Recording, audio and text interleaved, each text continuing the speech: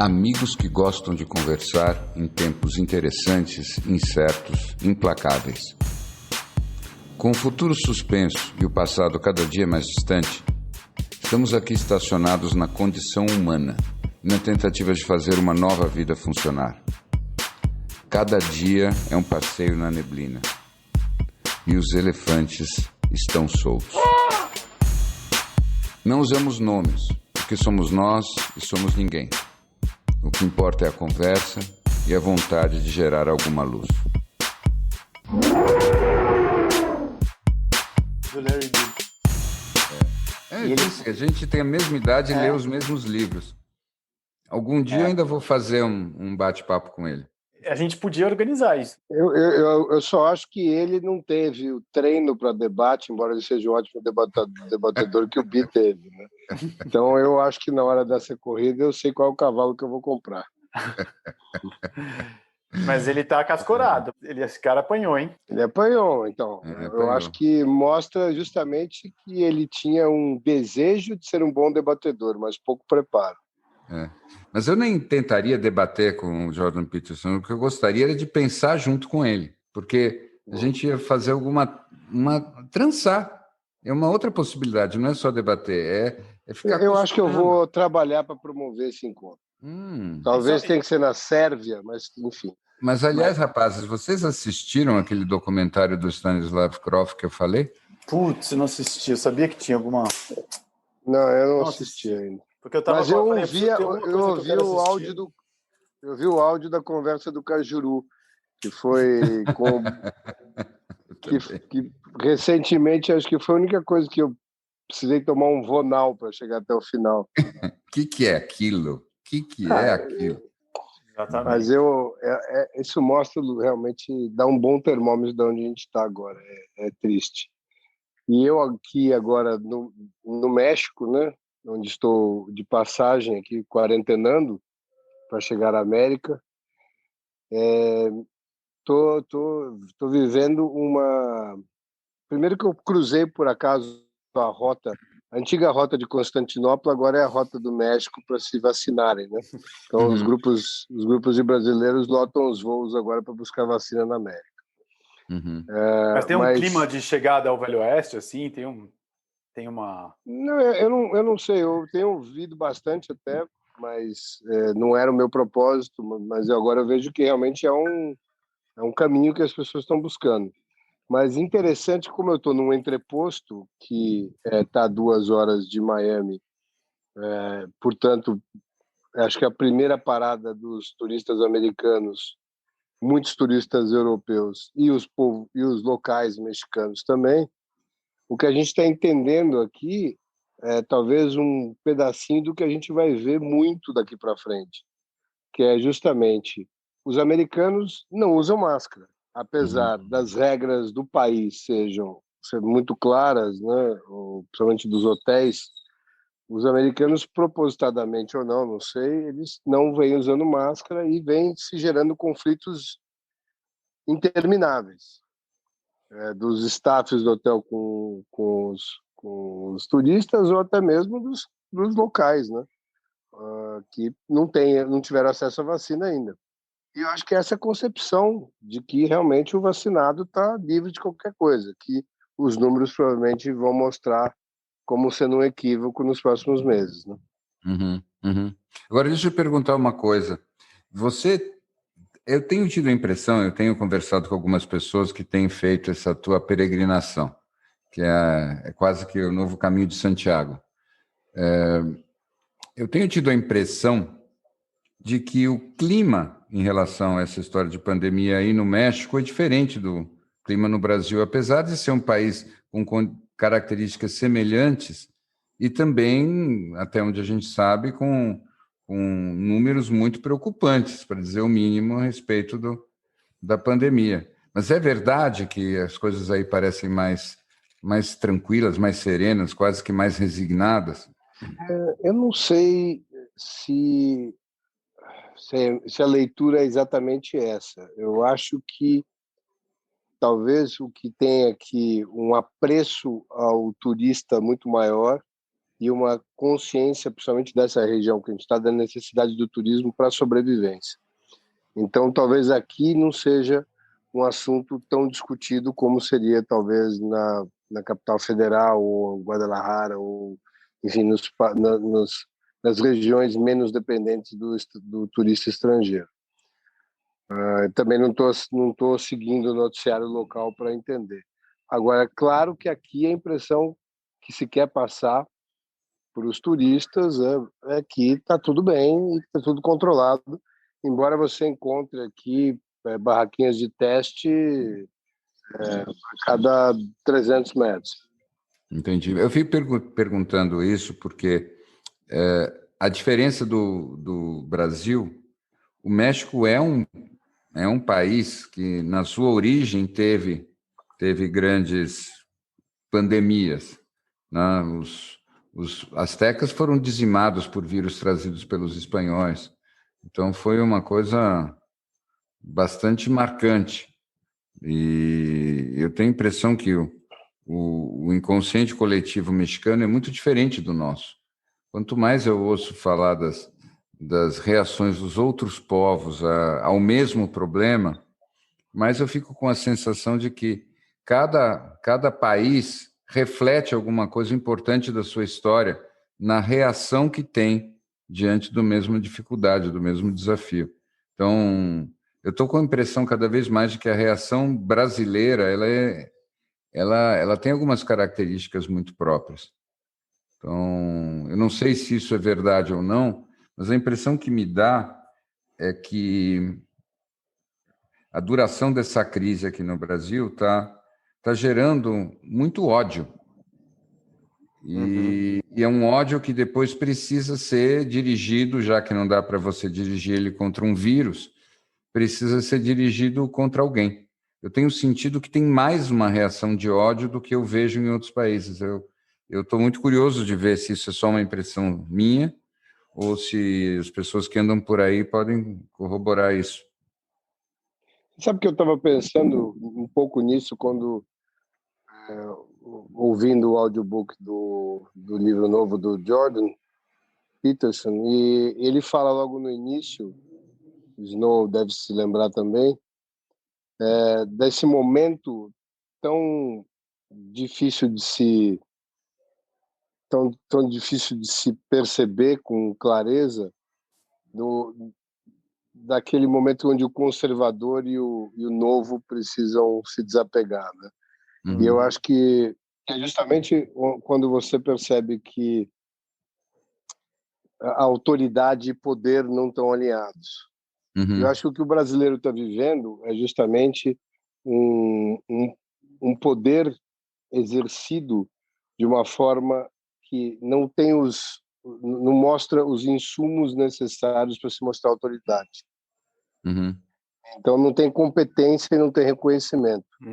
E nesse caso, é quase como a gente volta ao episódio anterior, as pessoas estão tendo que buscar as suas soluções individuais, né? E é muito difícil você tomar essas decisões quando você está inserido num contexto onde esse poder ainda de alguma forma, não, de todas as formas, ainda te impacta o dia a dia. Sim. E eu acho que um pouco desse ódio vem disso, né? Dessa revolta vem disso, de você se sentir ainda preso nessa densidade que é de um poder autoritário sem autoridade para exercê-lo. Mas eu acho que parte dessa falta de autoridade também está relacionada, essa pelo menos é a impressão que eu tenho, com o fato de que nunca na história do Brasil a população experimentou algo dessa magnitude. Então, parece um pouco um castigo que não passa. Então, é como se no nosso inconsciente, essa é a impressão que eu tenho, o nosso fôlego para esse perrengue já tivesse acabado completamente. Nós nunca passamos por uma grande guerra, nós não temos esse super inverno, nós não temos catástrofes realmente significativas. Então, a gente está vivendo uma catástrofe que não tem precedente para a nossa população. E é como se emocionalmente nós não tivéssemos nenhum preparo para que a vida fosse tão dura e implacável. E o que eu noto é que, independente, sem julgar qual é a atitude correta a tomar, tá? Eu não estou entrando por aí, eu nem tenho competência mais para opinar sobre isso, não acho que eu saiba. Agora, uma coisa é certa, do ponto de vista emocional, eu sinto que nós estamos degringolando muito intensamente, enquanto que outros países já escolheram emocionalmente como lidar com a situação e estão lidando e pronto. Eu acho que a gente aqui está ainda num processo emocional que está cada vez mais intenso. E eu acho que pode ser até que isso leve, quando a pandemia um dia acabar, porque um dia ela irá acabar, pode levar, sabe, a duração dessa história pode realmente nos levar a um lugar diferente. Eu não sei se eu sou um obcecado por transformação, mas eu continuo achando que, para bem ou para mal, essa pandemia pode levar a mentalidade do país para um lugar novo, porque nós nunca experimentamos nada assim, sabe? Concordo com você, porque eu tenho visto das formas mais sutis e mais gritantes isso, e eu tenho tentado observar o comportamento das pessoas diante de tudo que está acontecendo. E eu sinto muito isso, assim, uma angústia sem fim, um quê de tocar para frente com um quê de negação, não de negacionismo em si, né? Mas de que, de alguma forma, como Deus é brasileiro, acho que é exatamente isso. Como a gente nunca passou por algo assim, talvez se a gente pensar muito, a gente não está passando. Uhum. E a sensação que eu tenho é que essa ficha vai rodopiar muito antes dela cair profundamente, de todas as formas. Eu acho que o impacto dessa crise aqui emocional, eu acho que ele vai ser mais longo do que o fim da pandemia em si, na minha opinião. Até por causa de tantas mortes, de tanto sofrimento não integrado, de tanta coisa acontecendo ao mesmo tempo, enfim. São histórias muito terríveis, né? Muita carga emocional também. Mas escute, vamos para um outro lugar, eu convido. Gol, conta a coisa mais legal que você viu no México até agora, desde que você chegou.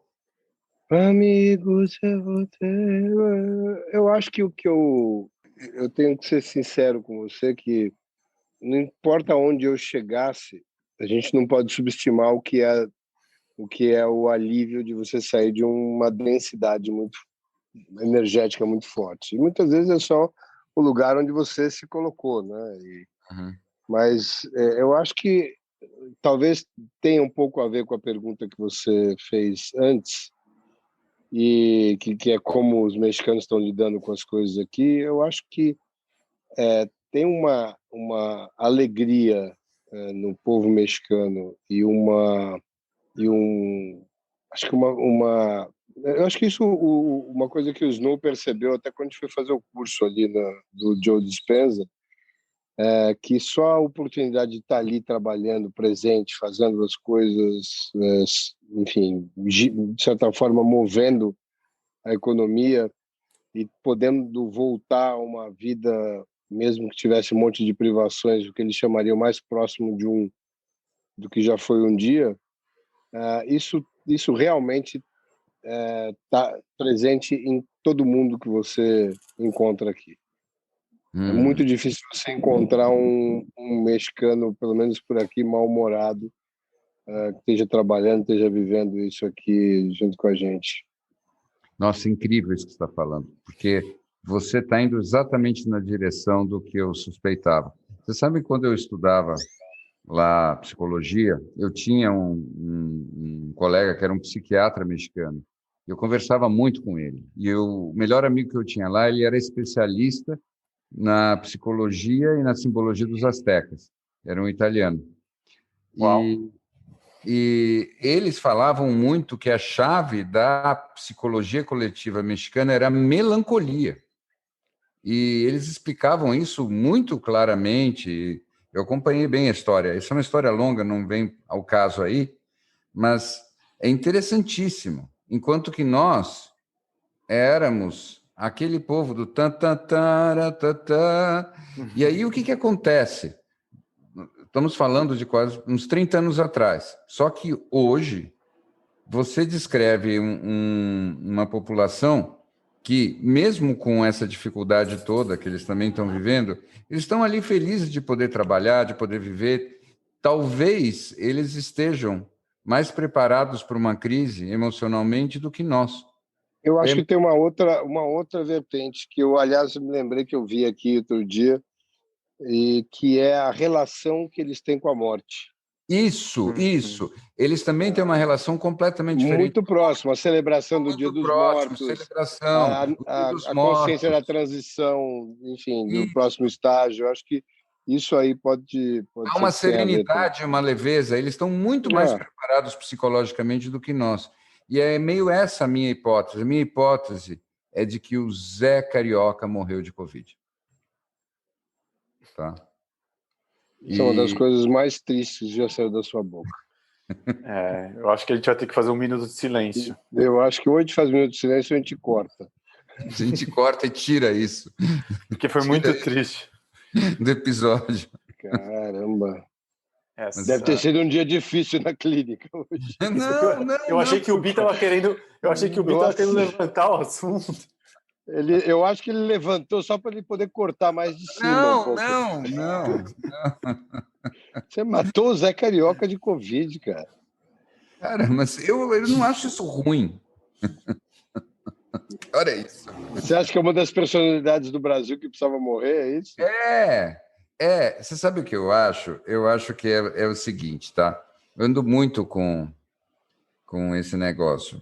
E assim, independente... Agora, Snow, você se vira, mas essa vez não vai me dar uma de cajuru, assim, a gente vai ter que ver o que vai ficar ou não vai ficar. Mas, para mim, está muito claro. É Las Vegas elevado a -1. Aqui, pois é. O que foi gravado aqui... Claro, fica aqui. Fica aqui para todos os ouvintes. Para todos os ouvintes. A chave está na estupidez humana. Tá? Para mim, está cada dia mais claro que 80% das pessoas, 80% do tempo é completamente estúpido. Tá? Na definição de estupidez que o professor Tipola deu em Berkeley nos anos 70. O que é estupidez humana? Estupidez humana é a tendência a tomar atitudes que fazem mal tanto a você quanto ao outro. Ou seja, não beneficiam absolutamente ninguém. Tá? E é o seguinte, na definição do professor Tipola, a coisa mais perigosa que existe é a estupidez. Por quê? Como ela não beneficia a ninguém, ela é totalmente imprevisível. Então, a qualquer momento, alguém vai ter algum tipo de atitude estúpida que pode te impactar. E não adianta você procurar nenhuma motivação maior do que a pura estupidez. Tá? Porque a pessoa não está se beneficiando com isso e ela não está preocupada em te fazer mal, ela simplesmente faz isso por estupidez. E o que acontece? Isso não é privilégio de povo nenhum. Todos os povos têm isso. Só que é o seguinte, se você desconfia, se você é menos autocomplacente, você tem uma chance de pegar teu impulso de estupidez no nascedouro.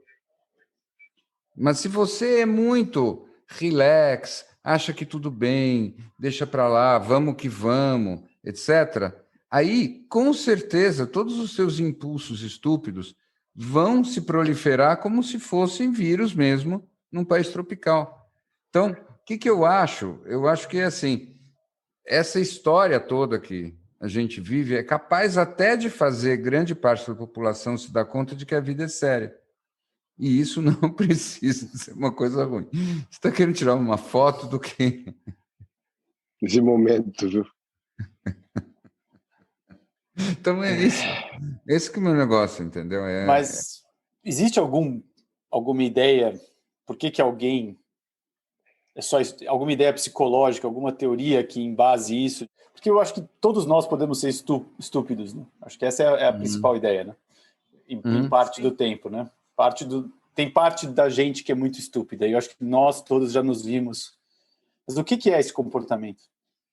É um comportamento só de desligar uma chave de fazer sentido? Então, eu tenho, assim, esse professor, ele não é um psicólogo, tá? Deve ser um mais economista. interessante Mais interessante é o fato de ele não ser psicólogo, mas ele era claramente muito inteligente. E, já que estamos nisso, ele definia, por oposição à estupidez, o comportamento inteligente. E o comportamento inteligente é aquele que beneficia tanto a você quanto ao outro. Uhum. Tá? E é interessante porque ele fez um grafiquinho que eu mandei para vocês, né? Eu Ele é vi. com os 4 quadrantes. Então, tem também a pessoa indefesa e tem o bandido. Né? Então, Sim. o bandido é aquele que só se beneficia e prejudica o outro, e o indefeso é aquele que Eu só... acho que a gente precisa promover o encontro dele com o Jordan, porque uma das primeiras frases do Jordan é justamente que o vencedor é aquele que melhora o jogo. É isso aí. Isso.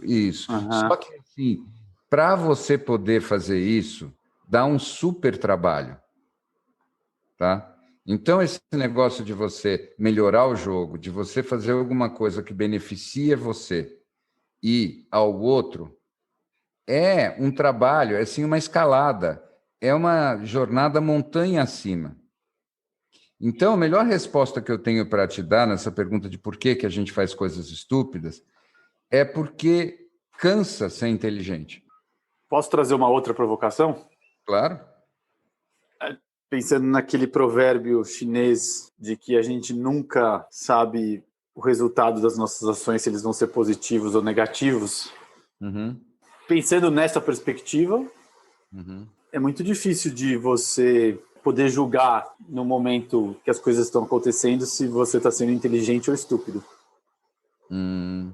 Mas aí eu vou te devolver uma provocação. Você não acha que isso aí está fundamentado na concepção de que você entende que esse jogo tem que ser ganho? Porque o jogar inteligentemente é a sensação de que você teve um resultado que te deu apreço naquele momento, né?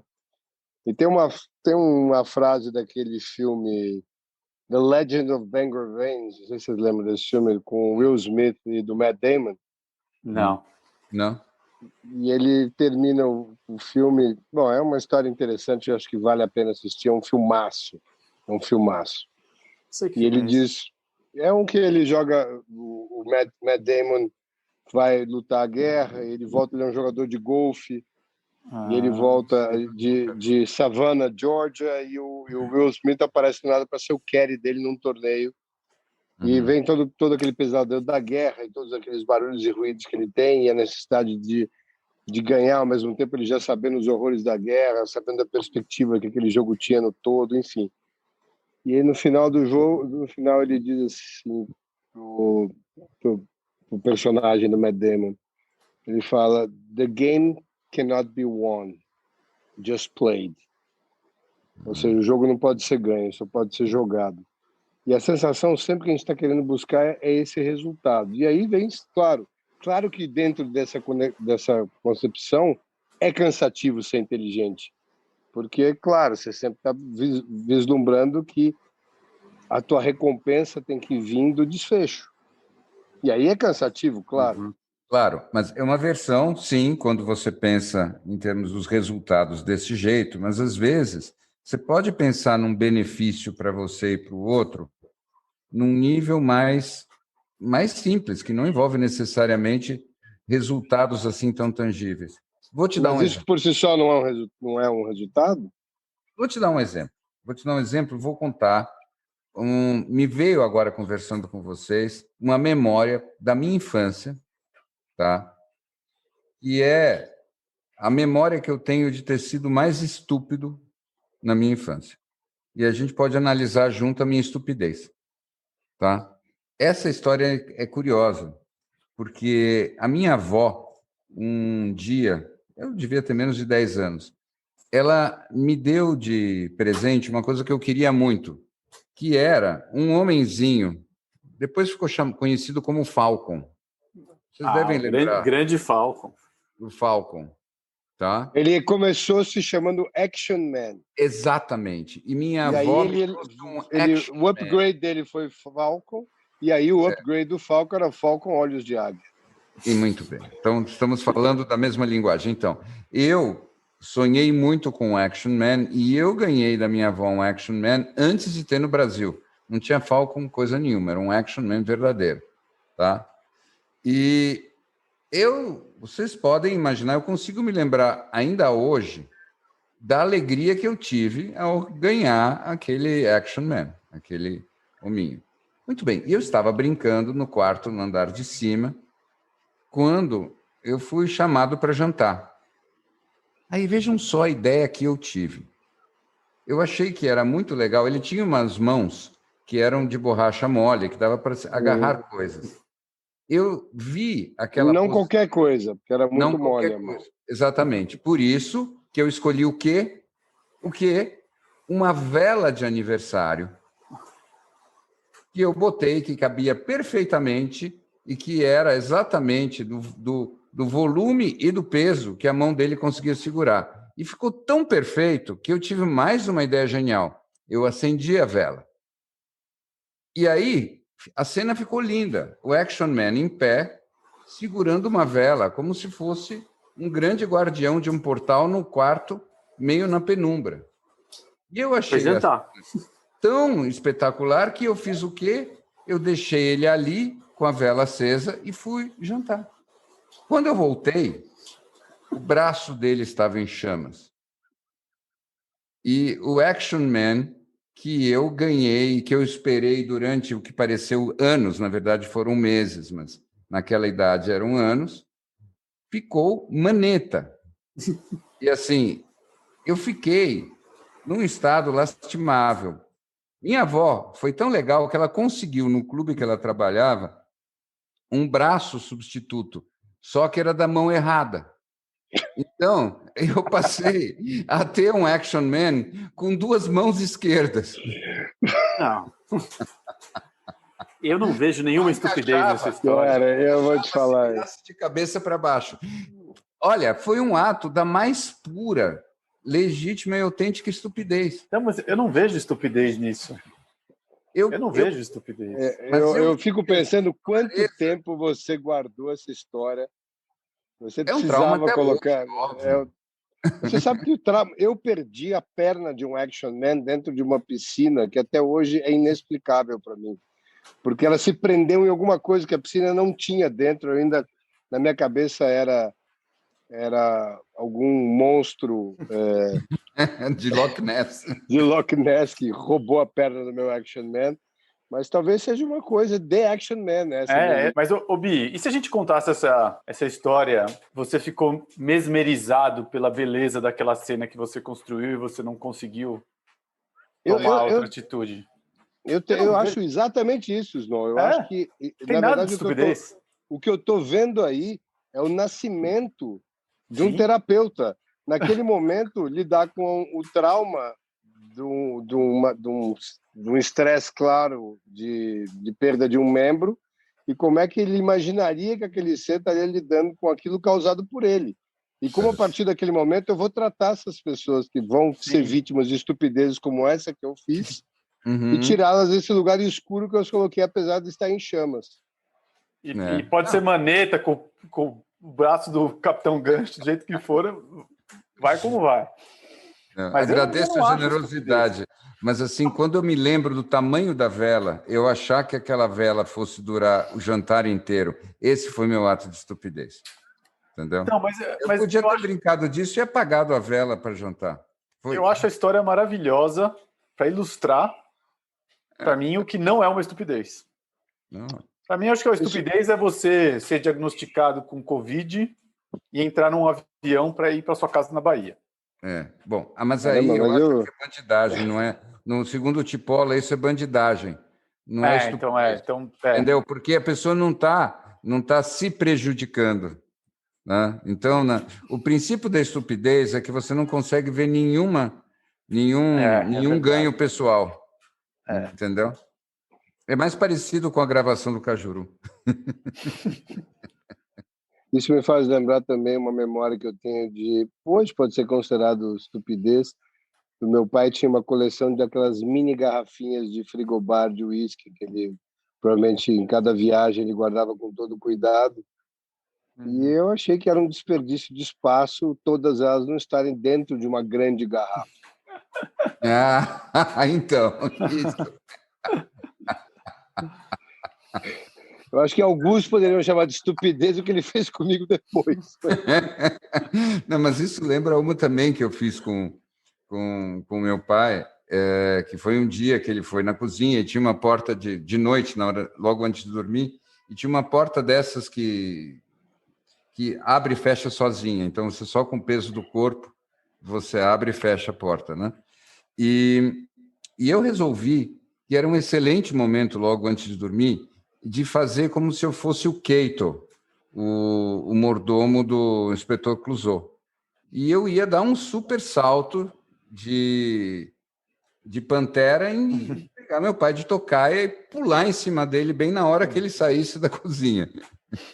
Só que ele resolveu, justamente naquele momento, como ele tinha o hábito tantas noites como aquela, de vir carregado com uma bandeja cheia de copos d'água. E eu só percebi os copos d'água quando eu já estava sob efeito da gravidade. Caindo em cima. Caindo em cima. Então foi água, copo, corte, tudo ao mesmo tempo. Ele também não levou isso muito numa boa.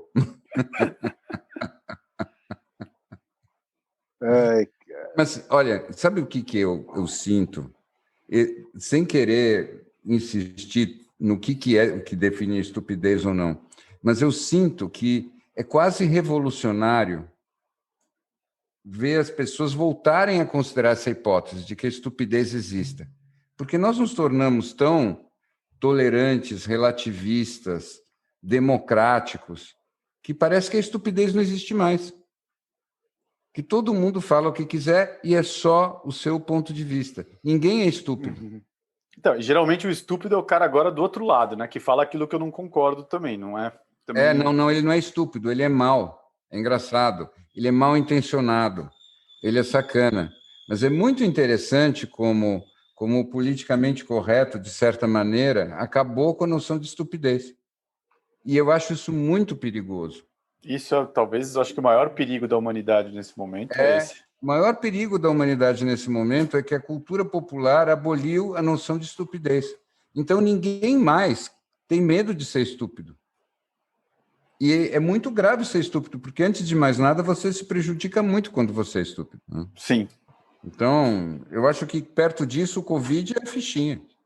Mas você sabe que eu estava aqui lendo o livro que você me recomendou, que chama-se As Suas Sinfonias dos seus seres, dos seus seres, dos seus eus, né? Dos seus eus, que em inglês Your Symphonies of Selves, é isso, né? É isso.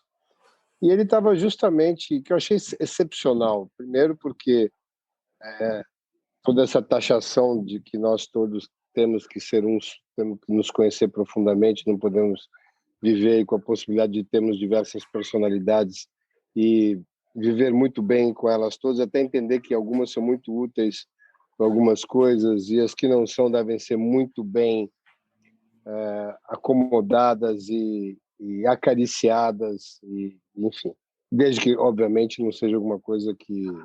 E mesmo até as que te prejudicam também tem que ser, de alguma forma, trazidas e acolhidas.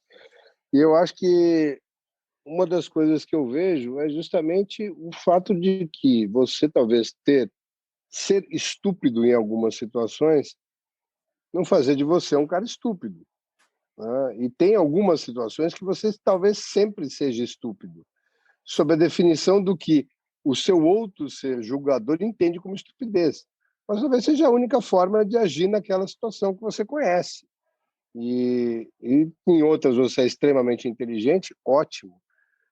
Talvez aí se defina todas as diferenças entre as inteligências, né, emocional e as outras mais simples, mas o fato é que acolher estupidez também é uma forma de inteligência. Pois é, eu concordo, mas tem um detalhe só.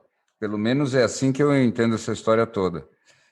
Todos esses eus, todos eles, pelo menos que eu já vi, eles são Você está falando dos seus eus ou dos meus eus? Dos nossos. Eu não gosto desse tipo de partilha na nossa relação, né? Você me prometeu que era tudo nosso lá atrás. Tudo bem, mas eu não quero dizer que você tenha que conhecer todos eles logo no começo da nossa Não, da relação, não, de fato, relação. não. Claro que não. Mas, assim, Não, cadê o mistério? todos os eus são passíveis de evolução. Então, assim, a gente acolhe todos eles, mas bota todos eles em terapia, pô. Eu sabia, eu tinha certeza que era mais uma vez Eu defesa acho. de classe. Tava na cara que vi. Só faltou o outdoor. Pô, não tem jeito, ele cai no mesmo lugar. É assim, agora, veja só que jogada esperta. Agora, cada pessoa, na verdade, são várias e cada uma delas pode procurar um terapeuta. Então, assim, você... No mínimo um terapeuta. Não saia de Nossa, casa sem no mínimo um no terapeuta. mínimo um. E olha, recomenda-se, inclusive, cada um dos seus eus terem terapeutas diferentes, para que eles Diferentes. possam. Exatamente. Por questão de conflito. Exatamente. Isso é a solução inteligente que beneficia a todos. A vocês e aos terapeutas. Não é à toa que o cara está com 300 atendimentos por semana. Que mercado, hein, Bi? Essa foi engraçada. Essa foi engraçada. Né? Ô, Bi, mas eu vejo essa história. Fala. mais uma pergunta. Agora, se você tem vários eus dentro de você,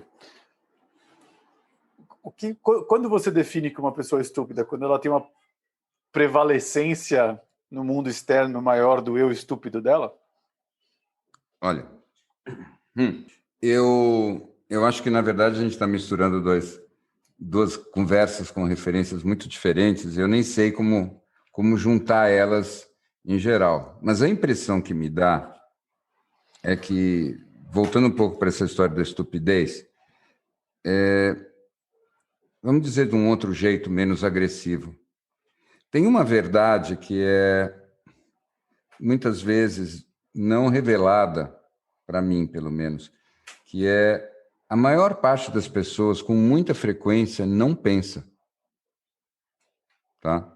Então, você simplesmente age de uma forma impulsiva ou irrefletida. Tá?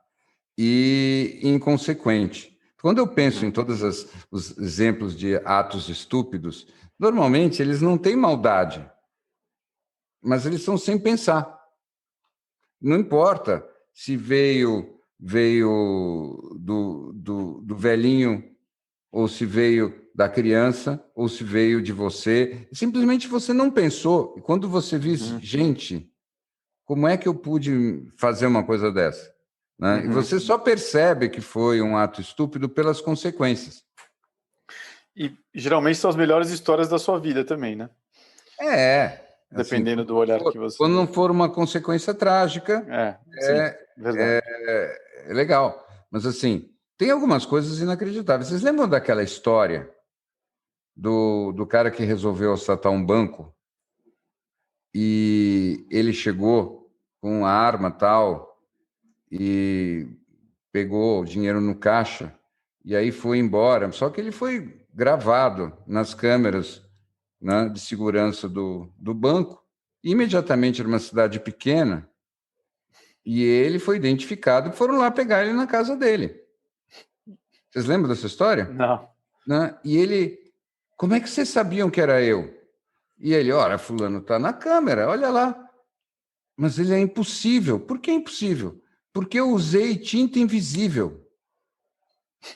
E ele tinha lido que existia na tinta invisível que você fazia com limão e não sei mais o que, etc, etc. E ele tinha pintado a cara dele com aquela tinta invisível e ele achou que ele ficava invisível para os outros. Essa história é real. O cara não pensou 10 segundos. Veja, isso daí é... Veja, não estamos falando de dificuldade cognitiva, isso é não pensar. Né? Se a pessoa não pensa, ela faz coisas assim, chega em conclusões loucas. É um pouco terraplanista. A pessoa conclui que a Terra é plana e ela não quer pensar. Ela não quer refletir, dá muito trabalho. Né? Checar mesmo, será que é, será que não é? E isso eu acho que é a coisa mais preocupante que a gente tem. As pessoas não quererem questionar de onde tiraram as próprias conclusões, de onde tiraram as próprias opiniões. Eu confesso para vocês que as coisas mais perigosas que me aconteceram na vida foram conclusões que eu tirei a partir de dados que eu tinha, que depois de 20 anos cheguei à conclusão que eu estava errado. Mas durante 20 anos eu me guiei por elas. E a verdade é que eu devia ter pensado mais, e não pensei. Então... Agora, eu estava aqui pensando, diante desse nível de complexidade que a gente vive, talvez para algumas pessoas a estratégia de não pensar possa ser uma estratégia que se pague, dependendo do nível de problema que a pessoa já tem, né? Eventualmente, se você desligar o pré-córtex frontal e viver só no instinto e escolher isso. A ideia é aquela ideia de que ignorância é bliss, né? Que ignorância é... Eventualmente, eu acho que talvez... que nesse caso eu não sei, porque ignorância pode ser bliss, mas medo não é, né? E quando mas você não... desliga tudo, né? Se você realmente assim, vive uma vida terraplanista, que você fala...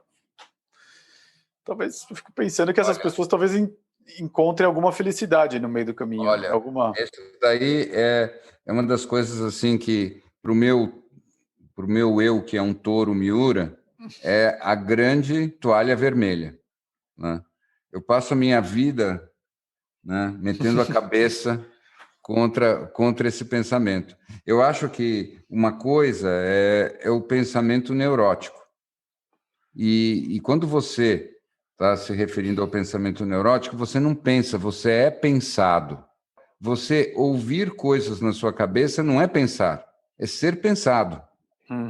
E aí, se você tem uma estação de rádio chata, ou ameaçadora, ou obsessiva, invadindo a tua consciência, é claro que desligar a porcaria desse rádio do mal é uma coisa ótima, mas isso não é pensar. Sim. Pensar é uma coisa que você tem que praticar com método. Você tem que refletir. É como a gente estava falando, Jordan Peterson é um cara que pensa.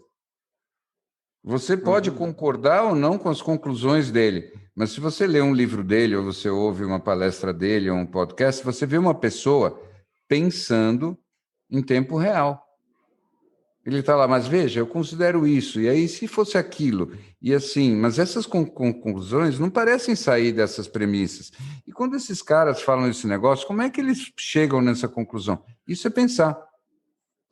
Isso é uma coisa que envolve algum tipo de treino, e a gente chega em algum lugar quando a gente pensa.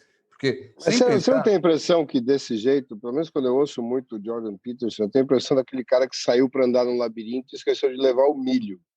E ele vira um fluxograma de possibilidades e no fim você não lembra nem mais qual era o tema inicial do pensamento. E eu acho que esse overthinking também é um negócio que está sendo de alguma forma rotulado como inteligente, e eu acho que é um despropósito absoluto. E eu acho que eu vou um pouco na linha do que o Snow estava falando, que talvez tenha uma parte que faz sentido aí, justamente quando, num mar de dúvidas, não tem sentido você pensar em cima de tanta dúvida, assim, porque a tua base para raciocinar ela é falsa. Você precisa ter pelo menos algum alicerce para daí você poder criar as derivadas, eu acho, né? E talvez nos lugares onde tudo é dúvida, você pensar em cima de dúvida só gera mais dúvida. E talvez para esse lugar, não talvez do medo, mas onde você realmente haja, né? Não só reaja, mas você haja dentro de um script básico ali, que é o que a gente conversou da última vez, seja menos cansativo. Você sabe o que eu acho? O que você disse me parece uma reflexão de boa qualidade. Puxa, vamos encerrar agora então o episódio? Dá eu não creio que eu possa. Ele não aguenta, ele vai desmaiar agora por causa do elogio. Eu não creio que a gente possa atingir novas máximas hoje. Você pode soltar uma tromba já aí, temos dois caberns, já morreu o Zé Carioca. Morreu o Zé Carioca. Mas eu ainda nem acabei o que eu queria dizer. O que eu queria dizer é assim, por ser uma reflexão de boa qualidade, você só tem que pensar quando é que você aplica isso que você falou ou não. Veja, eu vou insistir, porque para mim isso tem muito valor. O que você pensou se aplica às vezes e não se aplica sempre. Muitas vezes eu acho que o que você falou é perfeito. Agora, claro que não se aplica sempre, claro, mas, né? então, e como é que você sabe quando se aplica ou não? Eu Porque acho aí que é o seguinte, se você simplesmente decretar, então eu vou doravante fazer agora assim. eu vou fazer uma pergunta para você, que Ah, talvez responda a sua. Qual é o momento onde você se dá conta que os elementos que você tinha para a formação da sua opinião, que eram fundamentados nas suas experiências passadas, não servem para o presente ou para o futuro, como diz, inclusive, Jordan também aí nos seus primeiros pensamentos? então, isso é uma questão de método. Sabe como é que você resolve? Você se resolve fazendo uma pergunta para você mesmo. Assim, a pergunta é, quando você acha que você está chegando numa conclusão, você chega, olha para a conclusão e aí você diz, muito bem, qual seria a evidência que, se eu encontrasse, eu mudaria completamente de conclusão? Sim. Você usou isso, inclusive, como referência da última vez. E Pois eu então, gostaria de devolver com uma pergunta para você. E se você estiver errado? pois é, mas, calma. Antes de você continuar, essa é a história que o Descartes resolveu nas Meditações Metafísicas em 1600 e fumaça. É o seguinte, se você parte do pressuposto que existe aquilo que ele chamou um malingeni, que é o quê? Como se fosse um demônio mais inteligente que faz você estar errado, o pensamento fica impossível. E aí a razão fica impossível e a ciência fica impossível e a gente está frito. Então, Mas sem querer filosofar muito em cima do que você está dizendo, de certa forma, o que você está me dizendo é o seguinte, você me mostra evidências de que esse pensamento, talvez, os dados que eu tenho aqui, são suplementados por novas evidências, portanto, eu tenho um fundamento para mudar de ideia, certo? sim. Só que acho que num momento como o que a gente vive hoje, não existe ainda este ser, ou este dado, ou o conjunto dessas duas coisas, que possa te apresentar essa evidência, e talvez você ainda não tenha a capacidade de enxergá-la sozinho, porque você está num período de travessia. Claro, E total esse um verdade. lugar, talvez, de travessia escura. Então, a única coisa que você sabe, com certeza, e daí vem, talvez, a ideia do Snow, que eu acho que faz sentido, a única coisa que você tem certeza é que o teu database não vai ser muito útil para os seus novos desafios. Pois é, Mas você ainda não tenha o desenho do novo. tá, perfeito. Portanto, essa evidência nova, a evidência de que o seu database não vai servir, você já tem. Tá, mas como é que você Essa, sabe avaliar quando é que você já vai ter dados suficientes para concluir alguma coisa? Quando que já vai ser o suficiente? eu não acho que possa ser um negócio imediato quando você está no período de transição. Não, pois é, mas eu Eu vou acho te que dizer uma coisa. vai ser uma questão de vivência e você, talvez com a tua percepção, não sei se vai ser alguma coisa, claro, que você vai ter que usar um pouco do teu, vai acabar caindo em algum tipo de viés, porque querendo ou não, você sempre vai usar uma referência do que você já viveu. Mas eu sinto que o primeiro, acho que os primeiros sinais de luz vêm do final da escuridão, né? E acho que a gente vai enxergando a luz na medida em que a gente vai percebendo que algumas coisas vão fazendo mais sentido e outras menos. E aí aqueles discursos antigos já não ecoam mais.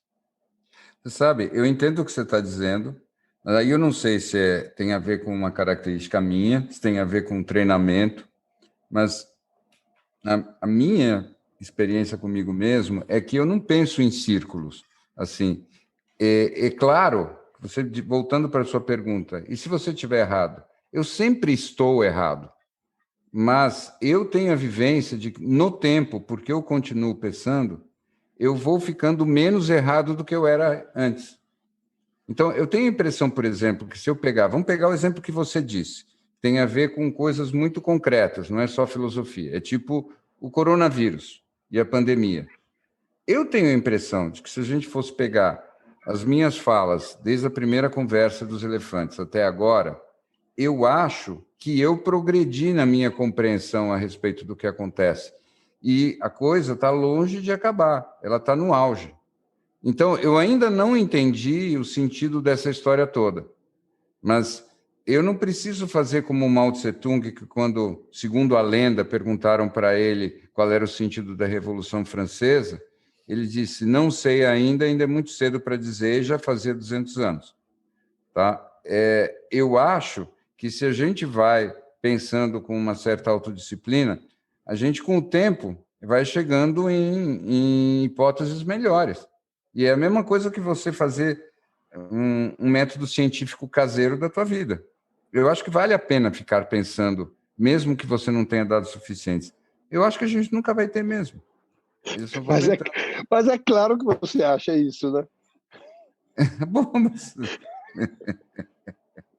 Seria um despropósito até não usar isso, essa rotina diária sua de pensar. O que eu quis sugerir, talvez é para dar um descanso. Aqui é o seu inconsciente falando com você. Só você.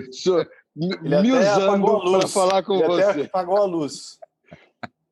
Olha, eu como você... Divertidamente. Por favor, para de pensar um pouquinho.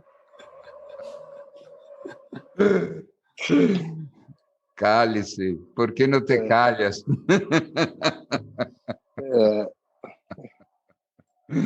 Eu estava aqui divagando enquanto ouvia vocês e eu lembrei que eu não queria... Eu vou mudar de assunto totalmente, mas eu não queria deixar a oportunidade da gente prestar uma homenagem ao nosso amigo Contardo Caligares, neste Elefantes. Eu estava pensando nisso aqui, num cara que ajudou a pensar no Brasil. Fiquei pensando muito que eu não queria deixar essa oportunidade passar aqui, hoje. Olha que legal. Porque a gente estava falando dessa ideia, você estava comentando aí, Bido, dos seus amigos, seu amigo italiano que conhecia da cultura azteca. E eu fiquei pensando muito nessa ideia do Contardo, que veio para o Brasil, que era um homem do mundo e escolheu viver aqui e estar aqui e participar dessa loucura que é o Brasil. Eu acho que escolhendo estar aqui. Ele era italiano, morou nos Estados Unidos e escolhia estar aqui. Eu fiquei pensando no presente que de alguma forma isso foi pra gente. Eu gostava muito dele, eu não tive nenhuma intimidade maior com ele, mas acompanhava o que ele escrevia e pensava, e eu achei ele sempre um cara muito inteiro. Sabe, uma daquelas pessoas que é irrelevante se você concorda com ele ou não? Uhum. Ele tinha uma característica que eu sempre admiro demais, aquela pessoa que é ela mesma. Uhum. E que aprendeu a ser ele mesmo do jeito dele. Eu até escrevi um texto de despedida para ele. Você viu, não viu? Não sei, acho que não vi, não. Não vi. Não vi? Não vi. Nossa, então eu vou ler. Depois... Então leia. Excelente, olha só. Se a vida é um limite, porque todo prazer é incompleto e tudo passa, inclusive você, existem para isso duas respostas possíveis, diametralmente opostas. A primeira é a do Buda ou de Houdini, e significa encolher o anseio, escorrer por baixo da dor do limite, esperar pouco, aspirar pouco, esvaziando o peito, a apneia que escapa da camisa de força do louco apego. A segunda é a do Rumi, ou Contardo, e significa sentir tanto, provar tanto, arriscar sempre, como se o instante fosse eterno e com ele a beleza do mais e mais. O limite, somente a linha que une sonho e despertar, arranjo de nosso equilibrismo improvável. Houdini não sabemos, mas Contardo, o outro mestre dos truques, se foi ciente. Qualquer forma de além ou depois iria ferir sua disciplina no aqui, seu misticismo do mundo. Mas seu último risco e desejo acenam um avesso. Espero estar à altura da morte, ele disse. E podemos desejar que haja para ele o depois, o outro lado, onde possa constatar que esteve sim à altura, como sempre esteve do lado de cá. Que lindo. Eu achei que ele merecia algumas palavras, porque ele era inspirador. Então, é isso. E eu gosto dessa imagem de que você tem, de um lado, o Houdini, né? Que a saída do Houdini das armadilhas do limite do desejo é simplesmente você encolhe, esvazia e você sai da camisa de força. Mas a outra possibilidade é você explodir a camisa de força. É você ficar equilibrista e você está sempre pensando numa saída. E quando você está num desejo, você já está indo para o próximo, tá?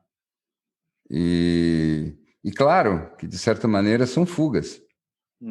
São sempre fugas, são mestres da fuga. Mas talvez seja isso, talvez o ego seja a grande prisão do qual a gente precisa fugir. E talvez seja por isso que a gente gosta tanto dessas histórias das grandes escapadas das prisões. Então, a maneira como o cara chega e cava um túnel, ou ele pula do penhasco e não morre comido pelos tubarões, Fuga de Alcatraz, O Conde de Monte Cristo. Eu acho que todos nós gostamos um pouco essa arte da fuga, né? E você falou do Rumi também, né? Que é talvez... Eu acho o Rumi, assim, espetacular. Acho que eu não consigo pensar exatamente por isso, por ser esse cara que há tanto tempo consegue falar essas coisas que exatamente são tanto quanto o oposto do Buda e do Houdini. Do tipo se entrega para tudo isso, né? E essencialmente, veja, é só uma oposição, porque eu tenho certeza que o Buda, se escutasse a gente, ele ia concordar, não tem nenhum problema com... É que, em última instância, Sansara e Nirvana são a mesma coisa. Ou seja, esse mundo e o mundo da iluminação são o mesmo mundo. E você, quando se entrega a volúpia de estar vivo e sentir tudo quanto é espécie de coisa, com o máximo de intensidade, você também está vivendo como um iluminado. Se você aceita a regra do jogo, de que todo desejo nasce de um limite e encontra o seu limite na morte dele mesmo, que só pode ser o renascer de um novo desejo. Então, se você aceita isso como uma regra para poder jogar, está tudo bem, e você está no Nirvana. Então, tudo aquilo que você encontra, você vai saborear e cansar. E você vai ter que encontrar outra coisa. E está tudo bem. E se a gente aceita isso, dá para fugir da prisão da roda. Da roda. Sempre em movimento. E eu, quando eu olho para isso, eu penso no nosso amigo Fujão, que está aí no México. No escuro. Mestre das fugas. Ele está parecendo uma gravação do Queen agora. Eu acho que eu tô mais bruxa de Blair aqui. Mas uma coisa, eu na verdade eu não estou fugindo aqui, né? Mas é uma coisa que me entristece muito quando tem essas notícias de que se descobriram túneis em algum lugar, que eu acho uma grande sacanagem desfazerem os túneis. Os túneis não levam a fuga, eles levam a conexão.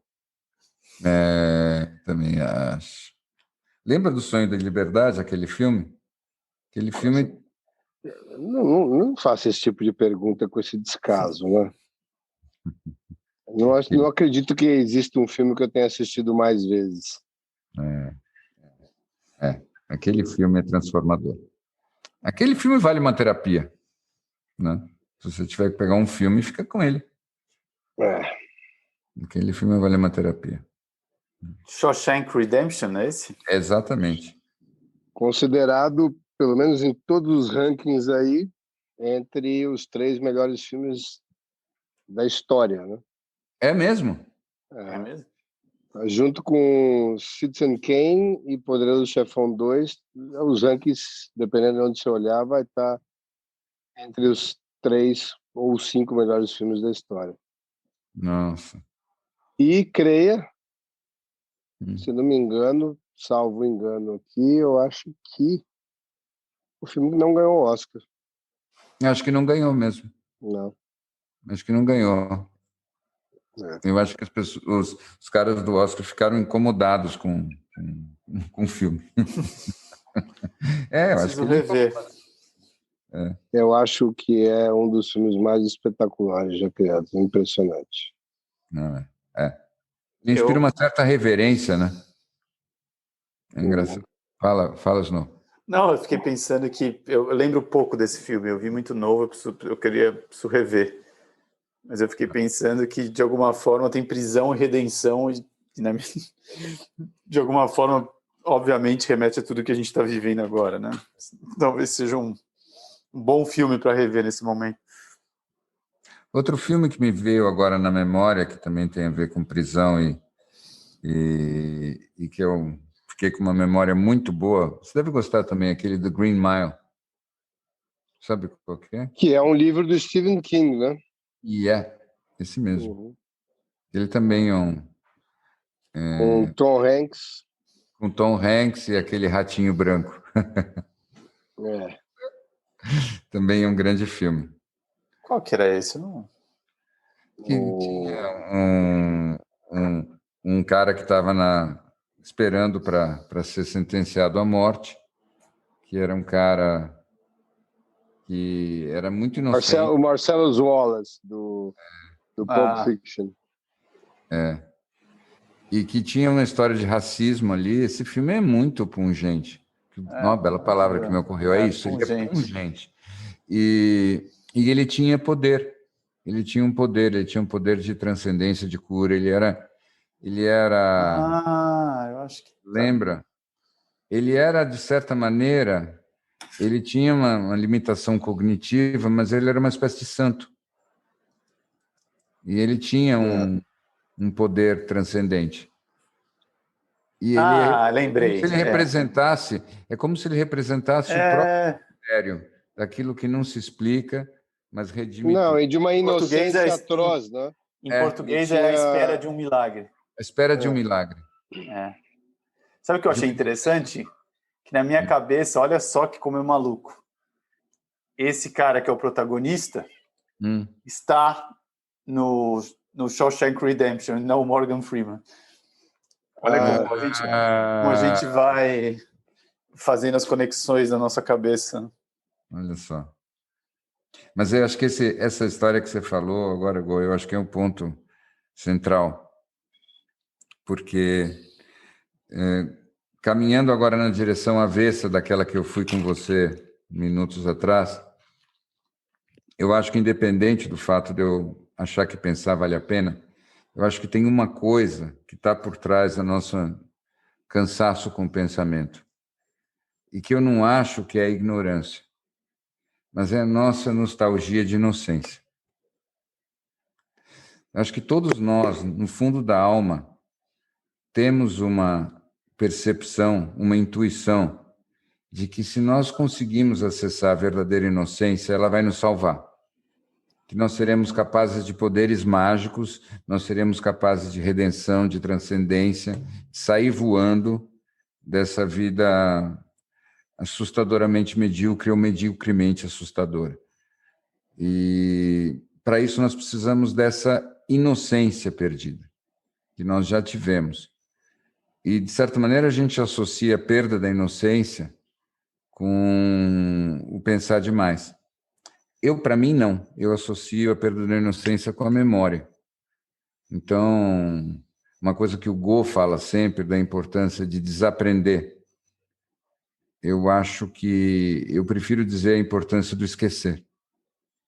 Então, eu acho que a gente precisaria esquecer. Não necessariamente ficar ignorante, não parar de pensar, mas a gente precisaria esquecer. Nós devíamos ser atletas do esquecimento, porque a memória nos aprisiona e nos impede de ter a inocência que é capaz de gerar milagre. Então, eu acho que eu queria até perguntar para vocês, em especial, acho que para o Bi, nesse caso, não sei se vocês chegaram a ouvir no livro do Jordan Peterson ou em alguma outra referência que ele tenha feito fora dali, esse app ou esse site que ele criou da Self-authoring. Self-authoring. Eu fiz. Você fez? Uhum. Eu acho que isso aí daria até para um episódio para falar só disso, né? Porque, o que você achou? De certa forma, pelo que eu entendi ali, tem toda uma técnica para você escrever quase a tua biografia, né? E ajudar Uhum. isso, a usar esse conhecimento, esse processo, que eu não, você que fez pode explicar melhor, mas eu entendi que desse processo você consegue entender mais do que você quer de presente e futuro, não sobre expectativa de resultado, mas qual o tipo de pessoa que vai estar ali e qual demanda essa pessoa vai ter para te ajudar a criar, pavimentar um pouco o teu caminho. É isso? Uhum. Exatamente. E o fato de você escrever, né, ele te dá ferramentas e ele vai te cercando de frames para você escrever de uma forma mais recorrente ali, com mais fluidez, mas sobre assuntos específicos. E é muito curativo. Eu só não consegui, eu parei, tem uma hora que você escreve sobre o futuro, e eu parei aí, eu não terminei. Até porque eu já estava meio cansado. Mas e era no meio, foi aí no meio da pandemia. E assim, eu achei um exercício muito interessante. É um exercício longo que exige, obviamente, que você pare e você reveja, mas muito, muito interessante para quem não tem o hábito de fazer diário, né? Para quem, acho que imagino que para quem já escreva normalmente muito tal, talvez faça um pouco menos de sentido. Mas você parar e reescrever certos aspectos, para mim foi bem insightful para alguns momentos, algumas coisas, eu revi alguns padrões, foi bem interessante. Eu Aí, me lembrei muito daquela história que o Bi fala de reescrever o passado. Aí eu fiquei pensando como é que, com alguma assistência, o Bi ainda vai lançar o método dele, né? Proprietário, uhum, não é um cara de ficar uhum, seguindo. Embora ele uhum, tenha esses alinhamentos de pensamento com o Jordan, não vai seguir é, uma linha. Ele pensa demais para seguir uma é, linha ali. ele é uma Até porque alma mais eu, livre. eu concluí que o pensar para ele é um descanso ativo. Uhum. Uhum. É verdade. É verdade. Eu acho que, para mim, pensar é uma forma de homenagear aquilo que eu estou vendo, é uma forma de gratidão. Eu sou muito grato. Você está impossível hoje. Você está É, impossível. Você tá poético e ainda com uma poesia, que foi aquela carta endereçada. Não tem mais o que é. falar para você hoje. A gente já Você tá no está bônus impossível. round há uma meia hora já. Nossa, você veio muito preparado hoje. Não, Você veio muito preparado. acho que eu estava com saudade só. É. Vocês me deixam com saudade, aí fica nisso. Mas eu acho que é isso. Agora, Bi, você não acha que dentro dessa linha toda do livro que você me recomendou, Hum. não dá para um cara ter um diário só, né? Não, vamos lá, Vamos vamos fazer um lá. diário para cada personalidade. Mas vamos lá, mas aí é que está a história, aí que está a história. Nós já fazemos isso de nascença, porque nós, cada vez que a gente desenvolve uma relação com alguém, a gente já cria uma espécie de eu um pouco diferente. Quando nós criamos o go, o be e o snow, nós criamos isso. Nós criamos a possibilidade de uma expressão que é a nossa, mas também é outra. Nós somos nós, mas nós somos um pouco diferentes quando nós estamos nos elefantes. E isso é maravilhoso. E você pode e deve criar um novo personagem, desde que você tenha consciência de que você está fazendo isso, para expressar pedaços da sua alma que ainda não encontraram uma expressão tão adequada. E é por isso que no começo do livro ele elogia tanto o David Bowie, que na verdade é o mesmo Uhum. segredo, já que você disse que eu estou tão poético, é o mesmo segredo do Fernando Pessoa. Os heterônimos do Fernando Pessoa são isso. Ele sentiu que existiam maneiras de sentir e ele não conseguiria expressar todas de uma maneira coerente como um poeta só. Então ele virou vários. E cada um desses poetas que ele se tornou tem um estilo independente. E é um barato você ver como cada um desses heterônimos ele sente o mundo de um jeito diferente. E ele é muito mais pleno por causa disso. E eu acho que, olha, não sei se vocês tiveram a chance de assistir um uma minissérie que está no Netflix agora, que é produzida pela Cate Blanchett, que chama Stateless. Não, como é que chama? Não. Stateless. Não. Acho que em português eu vou ver como é que chama, que chama Ponto Zero, alguma coisa assim, que é uma história real. Mas eu acho que ele tem todos os ingredientes de tudo isso que a gente está falando. Embora não seja uma grande filmagem, uma grande história, tem muitos ingredientes muito interessantes, porque é a história do sistema de imigração australiano, que conta a história de algumas famílias, em particular uma família de afegãos que tenta fazer essa migração, e é o tempo deles dentro dessas chamados centros de detenção de imigrantes. Uhum. E a história de uma australiana que vai para lá dentro por engano, mas não é um total engano, porque na verdade ela tenta assumir uma outra personalidade, que ela não quer mais viver o seu antigo eu, e cria uma personalidade de uma mochileira alemã e vai viver como uma estrangeira dentro de um centro de detenção desse. Mas eu acho que tem muitos pontos ali de discussão espetaculares, e um deles muito interessante é ver como você realmente dentro de eu falo muito pela história dos guardas, né? Um dos guardas é um protagonista da história ali, como ele entra ali completamente, você vê as transformações que ele passa dentro do processo, na medida em que ele tem que desenvolver algumas personalidades para existir dentro daquele sistema, que nada tem a ver com a personalidade dele que entrou ali. E também completamente diferente da que sai, mas é um dos selves que ele cria como survival, né? E a gente cria essas personalidades todas para sobreviver às situações. Em última instância, é um instinto de sobrevivência que me corrige se eu estiver equivocado, Bi, mas que corrobora para a gente estar hoje com essa síndrome da impressão de ter múltiplas personalidades, né?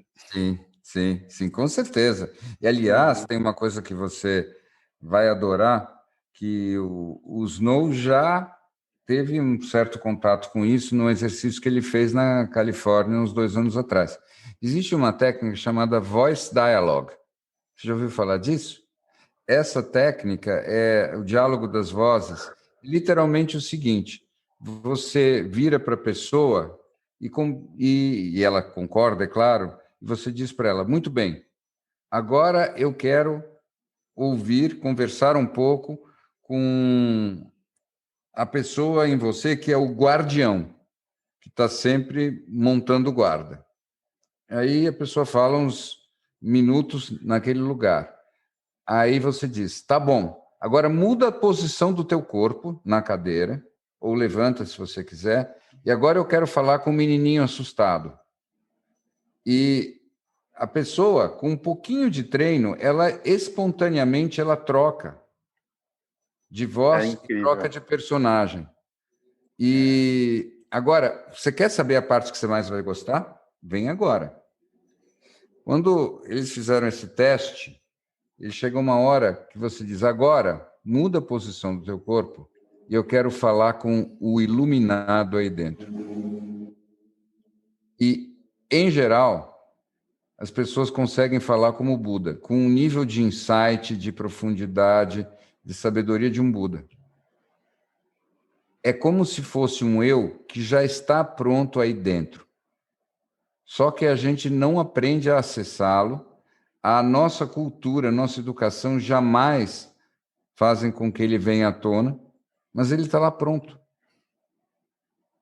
Então, é imaginar que a gente já vem com um acervo de vozes principais e algumas vozes são criadas pelos traumas ou pelos eventos importantes da nossa vida, sobretudo na infância, e alguns personagens, algumas vozes a gente pode criar, porque é um caminho, uma ponte, como você falou, para ir de um lugar a um outro lugar.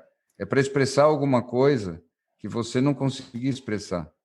Por exemplo, vocês lembram de quando o Sting perdeu a inspiração? Vocês conhecem essa história? Não. Então, essa é muito boa. O Sting, há mais ou menos uns 15 anos atrás, ele perdeu completamente a inspiração por vários anos. ele não conseguia compor nenhuma música, isso é a descrição dele, e ele chegou a dizer assim, quer saber, eu acho que eu esgotei o assunto. Toda aquela minha dor, toda aquela minha angústia, tudo aquilo que me fazia escrever as músicas, eu acho que eu resolvi. Por causa das minhas composições, porque eu meditei muito, porque eu fiz yoga, porque eu fiz terapia, porque eu amadureci. Fato é que eu estou agora com 55 anos e não tenho mais nada para compor. E aí ele ficou em paz com isso, afinal de contas ele já é o Sting, está tranquilo. Mas, depois de alguns anos, ele começou a ter vontade de escrever ou compor. E ele não sabia como fazer. E o que ele fez? Ele lembrou da cidade da infância dele e imaginou um musical com vários personagens. Em vez dele compor as canções, ele imaginou cada personagem compondo sua própria canção. E imediatamente a inspiração voltou. Porque a capacidade de compor boas canções, ele nunca perdeu. O que ele perdeu era o eu que precisava compor e se expressar através da composição. Então, com os personagens que ele criou, aqueles personagens precisavam se expressar e ele rapidamente ele compôs um musical inteiro. Só que não era mais ele compondo enquanto que Sting, era como se fossem os heterônimos do Fernando Pessoa. Eram outras vozes dentro dele que precisavam de expressão. Não é maluco? Muito bom. Mas você estava falando, Bi, desse processo das vozes internas, e esse processo que eu fiz, que você tocou no assunto, foi uma das coisas mais interessantes e profundas que eu já vivi. E, obviamente, tinha essa facilitadora, que era espetacular, mas essa ideia, era impressionante ver realmente como as pessoas conseguiam entrar nesse fluxo coletivo, porque eu acho que uma outra ideia super importante da história é de todas as pessoas entrarem juntas, né? Era um auditório com umas 30, 40 pessoas, e como elas, a ideia de que todos estavam ali viravam essa voz ao mesmo tempo. E para quem que tiver interesse, chama Big Heart, Big Mind, essa técnica. Essa é a adaptação para um sistema assim coletivo daquilo que é o Voice Dialogue. O Voice Dialogue foi desenvolvido para você fazer só com terapeuta. Ah, não sabia No disso. consultório, né? A ideia é que você pega, para cada conflito importante da tua vida, você determina quais são os personagens que estão em jogo. E aí você deixa cada um deles falar. E depois você levanta, fica de pé, olha para todos os teus personagens e simplesmente acolhe como testemunha todos eles. Isso é uma versão pré-histórica da constelação? Não. Eu acho que a constelação é que é uma versão pré-histórica dessas coisas. Agora, a minha pergunta é, será que esse álbum do Sting vendeu alguma coisa? Olha, eu pessoalmente não gostei tanto, mas ele era um musical, na verdade. Ele não era um álbum de músicas assim. Você pode escutar. Eu não vou me lembrar agora o nome, mas é fácil de ver. Eles são marujos e operários da infância dele.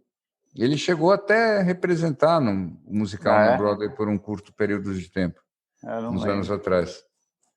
E eu não sei o que ele está fazendo.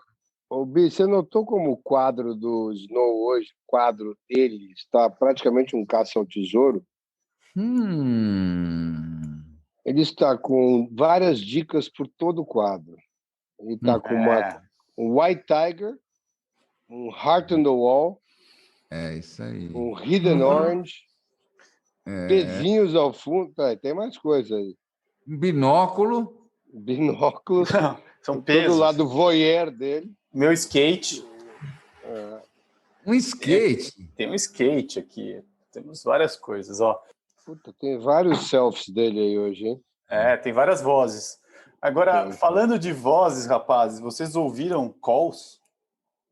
Ainda não. Cara, eu comecei a ouvir e eu te confesso que Não conseguiu passar do primeiro. Não consigo passar da terceira.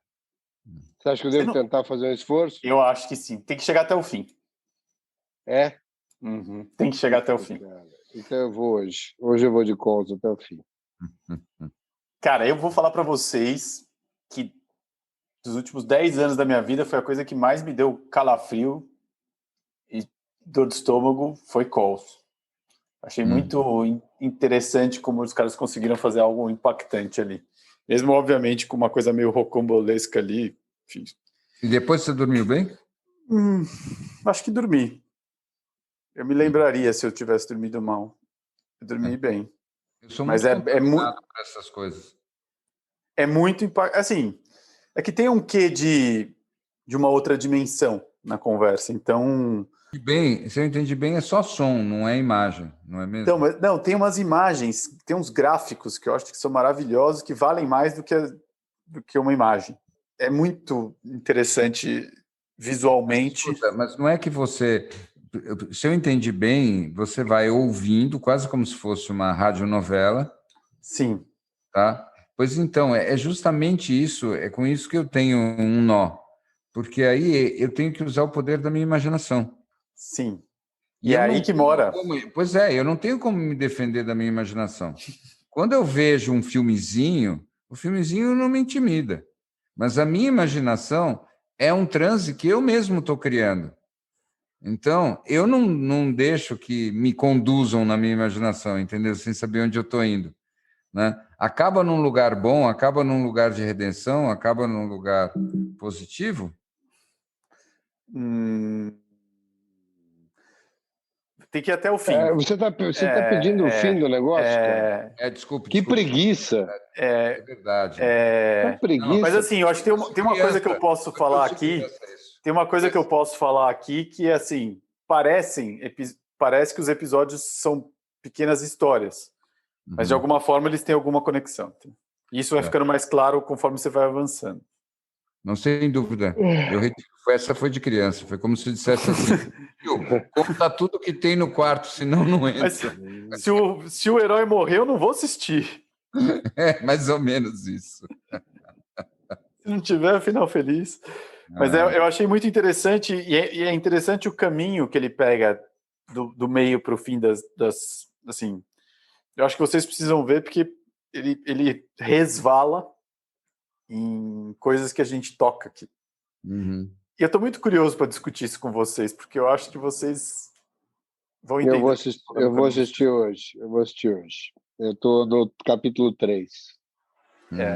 O primeiro eu achei bem interessante, mas eu estava com a esperança. Aí eu acho que também ficou um pouco da preguiça que eu tive. Eu queria um pouco de imagem, não vinha imagem. Eu falei, vou ter que assistir 10 episódios desse negócio que não vai vir uma imagenzinha, mas talvez eu vá fazer diferente hoje. Eu vou me preparar para assistir isso. Mas vocês sabem, a propósito, vocês sabem se o Shawshank Redemption está em algum dos streamings, se está no Netflix, se está no Sonho de Liberdade? Eu assisti a última vez no Netflix. Então deve estar lá. Tem um site que chama Just Watch. Vocês conhecem? Não. Ele fala onde está tudo. Essa talvez seja uma excelente dica. Como é que chama em português mesmo? Um Sonho de Liberdade. Um Sonho de Liberdade está na HBO Go, no Now e no Look. Tá. Ótimo. Essa foi boa. Temos possibilidades. E você sabe que tem uma cena desse filme que, por acaso, não é com os atores principais, que é considerado uma das melhores performances de ator da história do cinema americano. Que é... Bom, se vocês não vão lembrar dos detalhes, mas é uma cena clara para mim, que é o do inmate dele, né, do parceiro de cela dele, contando como ele acabou jogando o personagem do Tim Robbins na cadeia por acaso. E que ele, na verdade, era o autor dos crimes. E essa performance é constante. Eu caí nisso por acaso uns dias atrás, que eu estava assistindo as melhores performances de cinema e estava essa entre a terceira ou quarta. realmente. É um daqueles filmes que rolam. Although I wasn't there, he said I was his friend, which came as some surprise. I spoke into his eyes, I thought you died alone.